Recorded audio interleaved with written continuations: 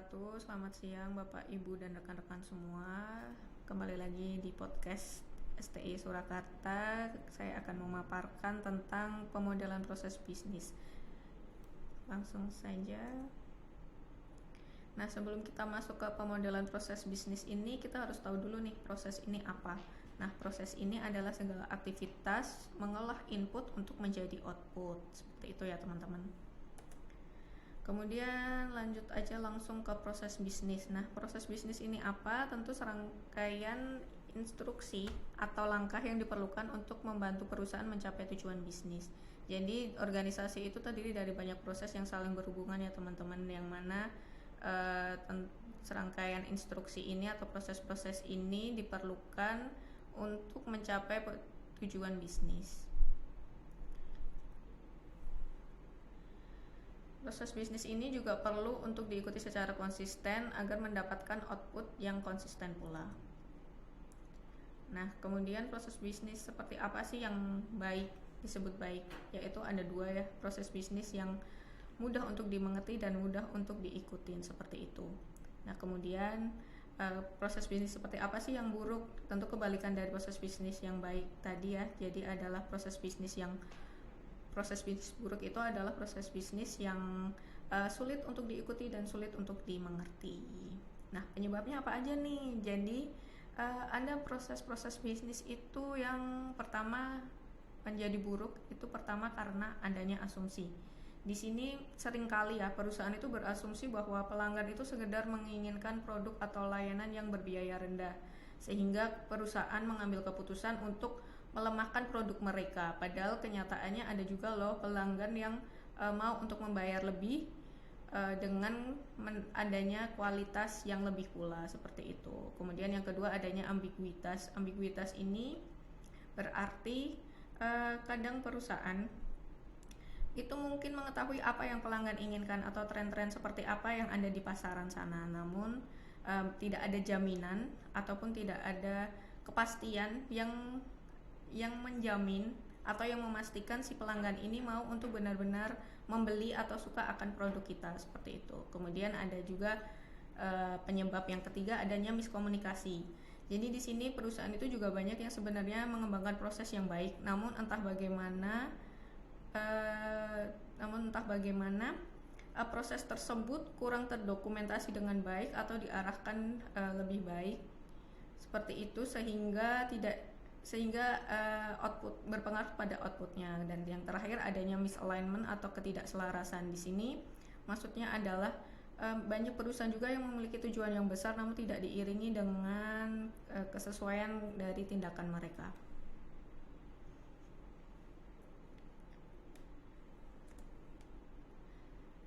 Di sini ada proses bisnis yang tadinya baik dan juga kemudian menjadi buruk. Itu kenapa sih?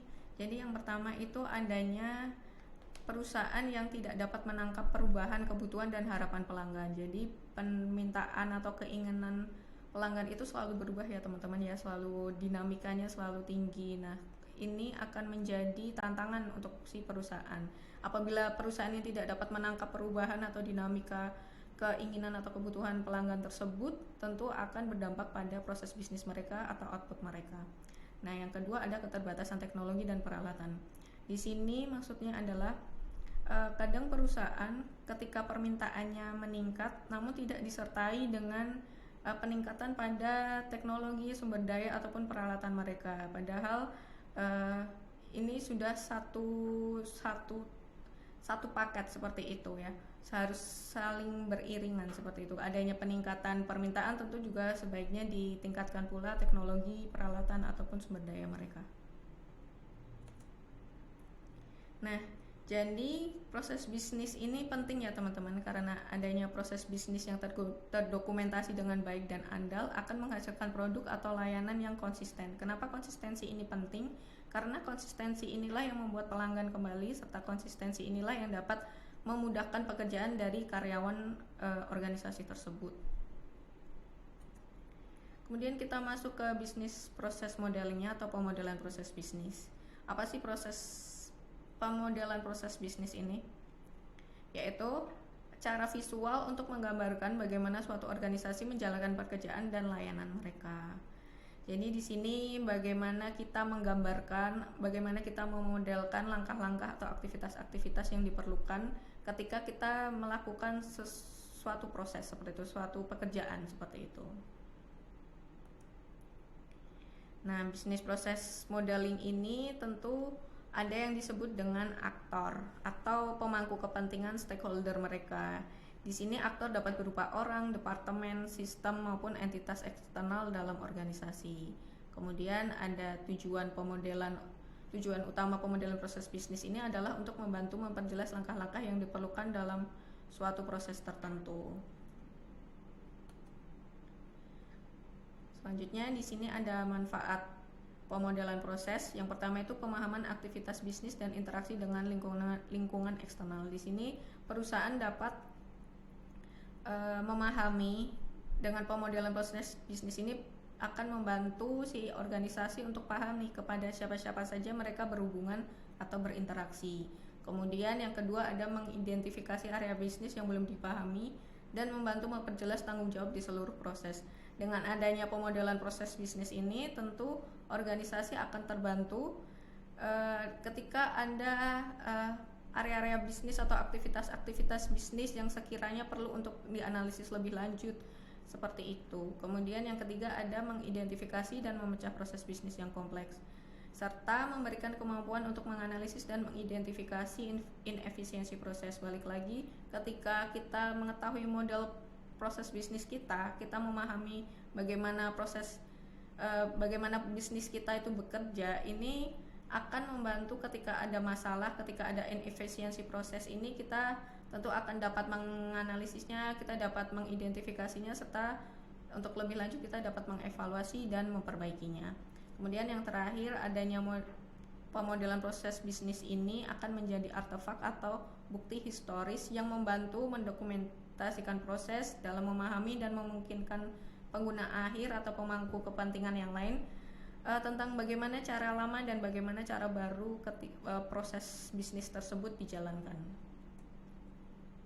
Nah, di sini ada pemodelan proses bisnis yang akan kita bahas selama 1 semester ke depan. Yang pertama ada konteks diagram atau diagram konteks. Di sini organisasi berinteraksi dengan menggambarkan organisasi dengan pihak-pihak eksternal mereka seperti itu. Di situ ada customer, ada supplier, ada shipping company, ada bank dan juga ada kontraktor. Kemudian yang kedua ada diagram lintas fungsi, diagram fungsional. Di sini ada customer dan juga ada dari divisi keuangannya ya. Di sini ada merchantnya, ada billing departemennya, kemudian ada departemen otorisasi seperti itu. Kemudian yang ketiga lebih dalam lagi akan kita bahas yaitu mengenai diagram lintas fungsional. Di sini tertera udah ada aktor-aktor di sebelah kirinya dan juga ini diagram atau aktivitas-aktivitasnya seperti apa sudah mulai terurai, dan yang paling akhir di sini ada diagram flowchart. Sebenarnya diagram cross functional flow dan juga diagram flowchart ini sama, cuma beda penekanan aja. Ketika diagram lintas fungsi ini menekankan pada aktor atau pelakunya, siapa-siapa saja melakukan apa, dan kalau diagram flowchart ini menekankan pada alurnya atau melakukan apa aja sih yang pertama harus dilakukan ataupun yang belakangan yang harus dilakukan itu apa-apa saja seperti itu. Nah, ketika kita membuat model, konsistensi dan kesederhanaan itu sangat penting ya teman-teman untuk menangkap, menganalisis dan menyajikan informasi yang efektif. Pemodelan proses bisnis ini harus menggunakan pendekatan yang konsisten dan simbol-simbol yang jelas agar gambaran pekerjaan dan alur kerja antar area fungsional itu dapat dengan mudah dipahami. Untuk itu di bisnis proses modeling ini ada yang namanya Business Process Modeling Notation atau BPMN. Ini adalah notasi-notasi atau simbol-simbol yang sudah terstandarisasi, yang sudah diakui di seluruh dunia seperti itu. Nah, simbolnya seperti apa? Simbolnya ada banyak, notasinya itu ada banyak. Namun tidak semuanya dipakai di setiap perusahaan, di setiap aktivitas, tergantung dengan proses yang sedang mereka lakukan seperti itu teman-teman. Terima kasih, sekian materi hari ini mengenai bisnis proses modeling.